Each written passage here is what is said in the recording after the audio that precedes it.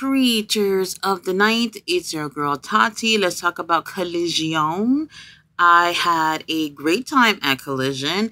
We even had a Ring of Honor taping right after that. I know I told you guys that they were doing Ring of Honor taping 2 sessions like they did a couple of weeks ago that I went to, but they canceled the later session. They're only going to do one, and then they end up having a Ring of Honor taping at the end of Collision. So it was a really great vibe, a really great night of wrestling, and that's all a girl like me could ever want in life.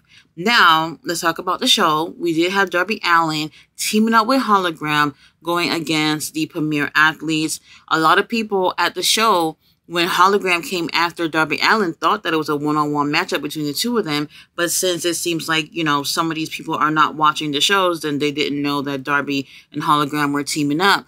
Let me just say, Premier Athletes, I love these guys. I really do. They're absolutely great. And that heel characters that they got down pat, I freaking love it. Tony Nese and those abs. Oh my God. Oh my God. And yes, call me a creep or whatever. I was taking pictures of abs and butts all night.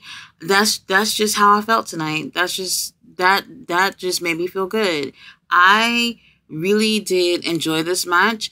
Darby and Hologram, they make a good team in terms of two baby faces coming together to go against, the Premier Athletes. We did have Mark Sterling and Ari Daivari, who are ringside and obviously cheating. But then here is, what's his name? Darby Allin giving poor Mark Sterling a coffin drop. Like, look, I understand they were cheating or whatever, but Mark Sterling couldn't even hurt a fly if he wanted to. But you giving him a coffin drop when he already has his arm in a sling. Darby, if anything, that makes you look like the bad guy. Really great matchup. Great way to start off the show. This is Darby Allin we're talking about. Y'all know he has a match with Jackson Perry at All In a couple of weeks. I'm so looking forward to see what ends up happening between those two. But for tonight, Darby and Hologram takes the win. Are you surprised? After this, we do have the bull rope match. We did have like a little mini promo of Dustin Rhodes, who's like narrating the whole bull rope match thing between the two of these girls, which I thought was a really great touch. And we end up having these two ladies come out.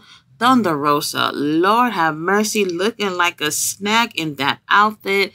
Absolutely beautiful. Everybody obviously loving Thunder Rosa. We're in Texas here, so she got all the love tonight. There was a few of us that was, chanting for Deonna, a couple of us, but all the love went to Thunder Rosa. And I kind of felt like the minute that they mentioned this match, I was like, oh, Thunder Rosa got this. This was very brutal between the two ladies. And I've been saying, I know they've had a series of matches together, no titles on the line, no nothing in terms of a reward, in the end for beating one another. And they've been actually interesting. Every match that they've had, the story thing going between the two of them have been interesting. And I haven't felt bored about this at all. Definitely, I think the best match in the series of matches that they've had. They really put their all into this, and we had blood, we had aggression, and I really love seeing when the ladies can get in the ring and do what people typically feel like men should only be doing, and they make this look, well, I don't want to say look easy, but it makes it seem as if, like, hey, this is not a guy thing. Anybody who has the balls to get in the ring could probably pull this off. Really great match. Absolutely love it. Thunder Rosa put Deonna through a table and goes for the win. And man, all of Texas, not just everybody in the stadium, but everybody in Texas was happy and rejoicing. But is this storyline over between the two of them? We'll see. After this tag team action, we had FTR versus my boys, the Outrunners. Now, I thought this was going to be a squash. I really did. But they actually gave, the Outrunners some time to, do their thing. They're a really fun tag team. I absolutely enjoy them so much. And I always say positive things about the Outrunners. And, their day will come. As when, I don't know. But it's going to come. Really, really great. FTR, they were poking fun at the Outrunners throughout the match. And the Outrunners, they're doing their whole 80s wrestlers gimmick thing that I absolutely love. They did do a interview well, you know, the AEW thing with RJ City last weekend, which was very entertaining. So go ahead and check them out. These guys have nothing but personality, and I would love to see them get perhaps, you know, a serious run. Who knows? We'll see. Really great match, and a lot of people were cheering for the Outrunners. Yes, you know, FTR, the soldiers of AEW, we love them or whatever, but people were cheering for the Outrunners. They wanted to see them probably take the win, I guess. They do feel entertained by these guys, so I can see why they would have want them to win. But, you know, FTR, they're looking for tag team gold, perhaps by All In. It was very surprising to me because, you know, when you're there at the show, certain things that's happening on TV you don't get a chance to see. But they ended up announcing that the Acclaimed are going to be going against the Young Bucks next week for Dynamite for the tag titles. And I thought that was very interesting. And I thought they was going to save this whole thing for it to be like FTR, Acclaimed, and the Young Bucks at All In. But they're already getting their title shot. If they get their title shot next week and they lose, like I do think that they will, I don't want to see no rematch, no nothing of them being part of the whole All In thing. But to be fair, I also don't want to see a rematch in terms of FTR versus the Young Bucks at All In either. So win, lose, whatever. I'm not in for it. But really great matchup with the Outrunners FTR. Obviously, Outrunners end up taking the L. I forgot which one of them was it, but after a pile driver, was it Turbo, I think, who got the Shatter Machine, and then they end up taking the L. But people really still love the Outrunners. They cheered for them even after they lost. People want to see more of these guys. I definitely do too. So now we have Kip Sapan, who back there doing like some little interview. Nick Wayne, once again, is just like, why are you always showing up in my business? Talking about, oh, well, I don't blame you. I'm the youngest AEW champion of all time and all this stuff. And talking about how he's a nobody and everything. And I'm going to be honest. In terms of what he's saying, is it true? Yes. But there are people like me who has been like, what the fuck are we doing with Kip Sapan? This guy is so talented. I have no clue what the direction has ever been since they signed him, and even Penelope as well. So I don't know what's going on with this whole thing. But the whole thing of, you know, Nick Wayne bringing up Kip Dad, who recently passed away. All this stuff is kind of feeling a little bit weird at this point, because it's like, all right, well, what's going to happen between the two of y'all? I don't want to keep hearing about people dead daddies and shit like that. Y'all gonna fight? Please fight. So after this, we do have, after MJF and our Aussie bruv, Kyle Fletcher, you know, Will Ospreay, he's distraught after what happened to his bestie. And he, you know, Kyle Fletcher mentions, you know, how despite Will Ospreay not wanting to use a Tiger Driver 91, that he should use it on MJF because this motherfucker deserved to, you know, be put into that mood or whatnot. But Will Ospreay really don't want to hurt anyone. He's talked about how, you know, he put one of his, you know, his inspirations, Bryan Danielson, out for quite some time because of that move, and he feels like it's something he doesn't want to do. But Kyle Fletcher's like, bitch, MJF deserves it. Does he deserve it? Not my scumbag. So now after this, we have Roosh versus Preston Vance.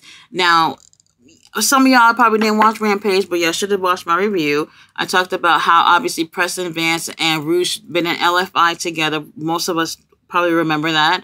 And Uncle Don, long story short, said, if you got big balls, you should go against Preston Vance on Collision and whoop his ass, like hurt him.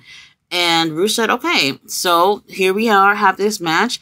And this was like, I don't know, 3 minutes or so. So yes, more in terms of a squash match. For me, I wasn't really sure what was going to happen here. Apparently, Roosh really wants to be under the guidance of Uncle Don.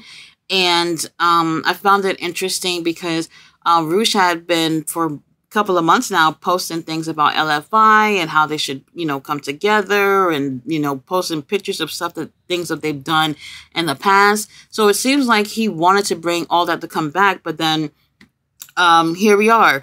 Roosh is beating the shit out of Preston. Preston is bleeding. And I was kind of, I mean, I don't know how I felt about this. I mean, was it horrible? No. And I think it looked good for Rouge in terms of what it is that he wanted to do. But I've been worried about Preston for a while. I think the last time we seen Preston was when they were back in Jacksonville, and they were doing like I guess like a night where it's kind of like a bit of a tribute to Brody Lee. And then he went from being that heel from LFI to being a baby face to pay tribute to Brody Lee. And I kind of felt like I understand what they were doing, but maybe they shouldn't have done that. And from there, we really haven't seen him like at all. And then here he is getting his ass whooped after all this time he has not been on TV by somebody who was supposed to be in his group. So if this starts more of a feud between the two of them and LFI and with Uncle Don family and all that stuff, I'll take it. I'll take it if that's the route it's going to go. I don't want to see someone like Preston Vance just get his ass whooped on TV and then we just never see him again after not seeing him after all this time. We do have Uncle Don who's watching from backstage and he seems to be pleased, but he's even more pleased after the match when Rouge go back over there and whoop his ass some more. And it does take, you know, referees and everybody to come out to make sure this whole heinous attack has stopped. So after this, it looked like they gave the same promo that Jackson Perry did before on Dynamite. Maybe it might have been the same thing. I didn't hear it too well because something about hearing the promos and stuff like that play from the big screen sounds different from when you hear it on TV. So I didn't hear it too well. And it looked like it was the same thing. Remember on Dynamite, they showed this promo and all of a sudden that Taco Bell commercial came in and ruined the whole thing. So yeah, they gave that. Anyway, after this, Swerve comes out. Apparently, he had issued a challenge. I was so happy that Swerve was here because I was like, damn, all these weeks that we've been at these shows and Swerve haven't been here. Obviously, we would have loved to see our world champion, and he pulled through tonight. He had his open challenge. You know, he said he wanted to whoop somebody's ass to get ready for Bryan Danielson for All In. He said he's just looking for a little practice. He's just looking for food to play with before he goes and take care of Danielson. So who comes out for this challenge? Ishii. Ishii has said, hey, I'm going to AEW this summer. Tony Khan has sent the check. It cleared. I got paid. I'm coming to work. And man, this was actually a really great match. When he came out, I was really surprised, and I wasn't really sure what the chemistry between the two of them was going to be. And I absolutely enjoyed this match. And I think a lot of people who were there also enjoyed this too. And I think after all this time that they've been in Texas these past few weeks and not seeing Swerve, that definitely made people more hyped and cheering more for Swerve because it's like, yes, finally we got to see you in person. And I absolutely love that. Ishii got some big balls to come out there to, you know, come out and challenge our champion, Prince Nana. His energy is just, oh my gosh, so infectious. This guy, absolutely, this pairing with Swerve and Prince Nana is absolutely perfect. I really hope they don't break these guys up. I mean, at some point it's going to happen, but not in the near future at all. Obviously, Swerve ends up taking the win. And he does end up saying something on the camera. I didn't hear what he said. All I saw was him in front of the camera talking and Prince Nana just dancing behind him. Like all is great in the world. And man, I was so happy to see them. That was just perfect for me. That was one of the highlights of all these past few weeks that I've been going to these shows. Whose house? Swerve's house. Now, what was surprising is Claudio Castagnoli. He's backstage and he's talking about wanting the Continental Championship. Hopefully they get a new design because I think it's ugly. And I'm just like, all right, so All In, I guess that's what we're going to get. I know a lot of us was hoping for Hangman versus Okada, so that's not happening. But then he ends up saying that he wants to have this match on Dynamite. The Dynamite that they're going to be having when they go over to the UK. This is going to be in Wales. And this is their first Dynamite that they're doing in the UK. So he felt like what bigger way to commemorate the whole night by putting the Continental title on the line, Okada versus Castagnoli. And I thought that was very interesting.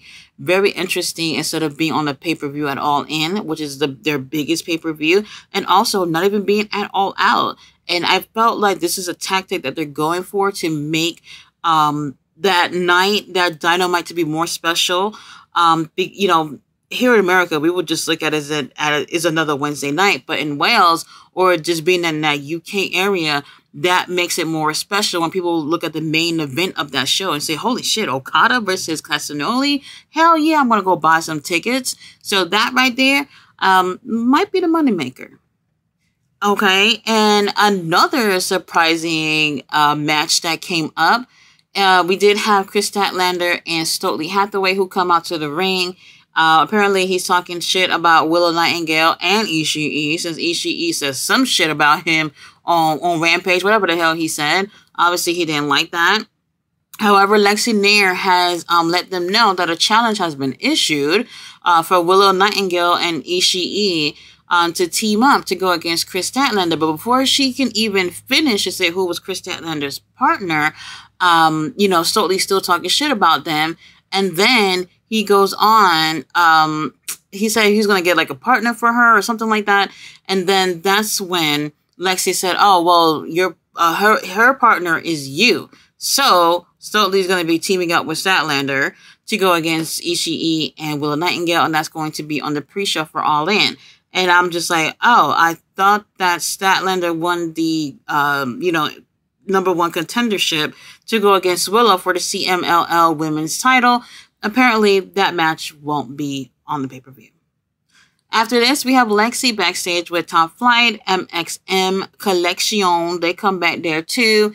And Leo Rush, who came out there for some reason, talking about how he was told that MXM was supposed to go against Top Flight tonight, but then they don't want to do it because apparently Mansoor had broke a nail, so he's not cosmetically fit to wrestle, whatever the hell that's supposed to mean. But they do have a match next week on Collision, so I can't wait to see that. After this, we do have Hikaru Shida in action against Aaliyah James. She's so cute, by the way. And this was a squash. This made Hikaru Shida 76 singles wins. So that's great.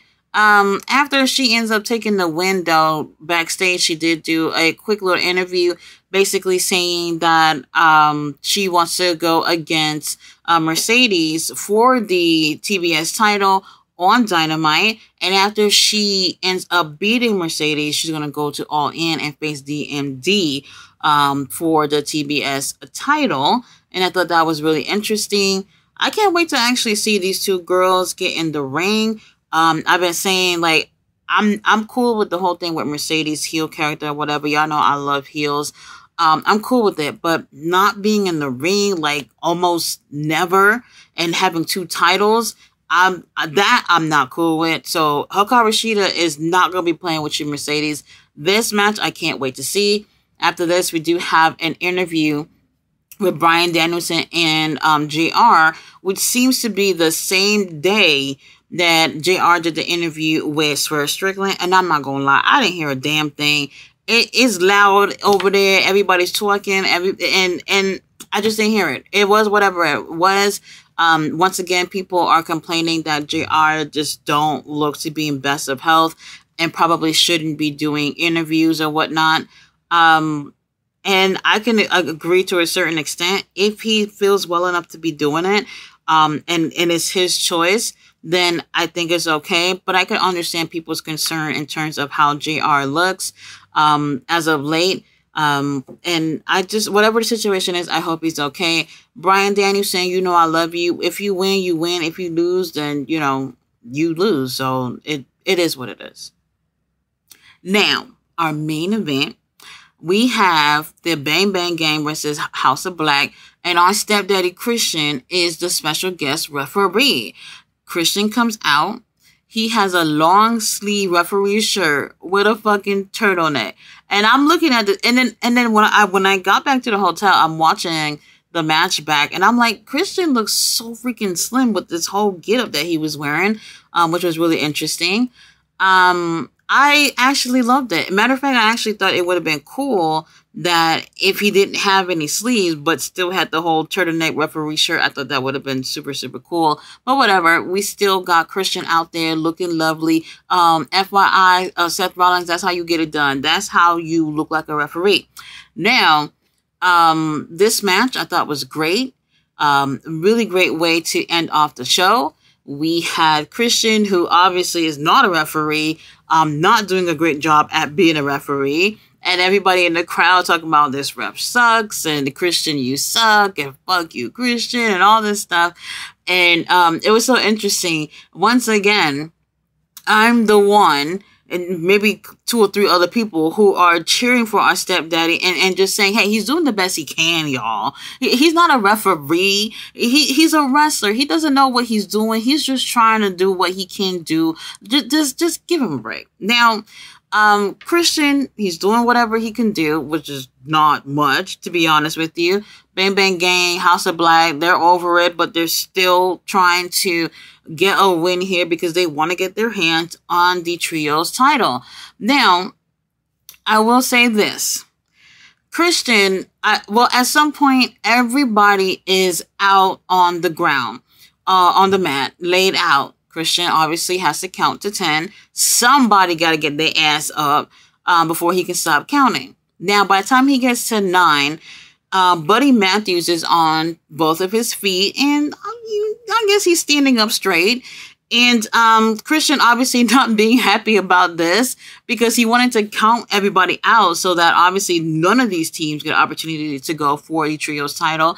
And when he see Buddy Matthews get his ass up, then he goes and spears him, and then he counts 10 like really, really quickly and call for the bell and say, ring that motherfucking bell. These guys, they all lose. And then as soon as that happened, everybody's booing, but then the whole patriarchy came out. Kill Switch, oh, he looks so good.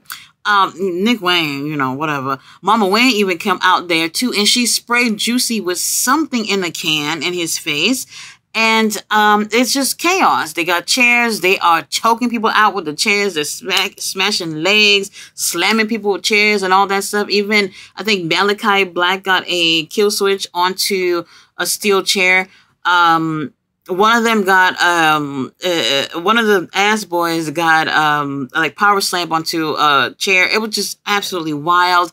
It was so great. I absolutely loved it. And man, and it just ended just like that. So now we don't really know what's going to happen moving forward. I do think it's going to end up being all these trios being in the ring, at All In. And I guess I'm cool with that. I don't got a problem with that. Really great way to close off Collision. I know a lot of people probably didn't like that because they wanted there to be a clear winner and not that, our stepdaddy and the rest of the patriarchy come out there and running things before they end off the show. I absolutely loved it. Whoever didn't like it, well, tough luck. It is what it is. Collision, I think, was great. I did stick around for a Ring of Honor taping. That was absolutely so good. I love it. I cannot wait till they air this episode. I thought it was really, really great what they did with Ring of Honor tonight. It was very much needed. But Collision was a really great show. So if you didn't see it, go ahead and check it out. All of the clips are on YouTube. They don't always do the full clips unless it's more on the squash side. Really, really great. I thought it was a great show from top to bottom. But main event is so good. FTR Outrunners, another really great match. And then the bull rope match. Go check out these ladies. They freaking killed it. You guys, thanks so much for watching my review. I will be back on Wednesday, as usual, for Dynamite. See you guys then. Bye.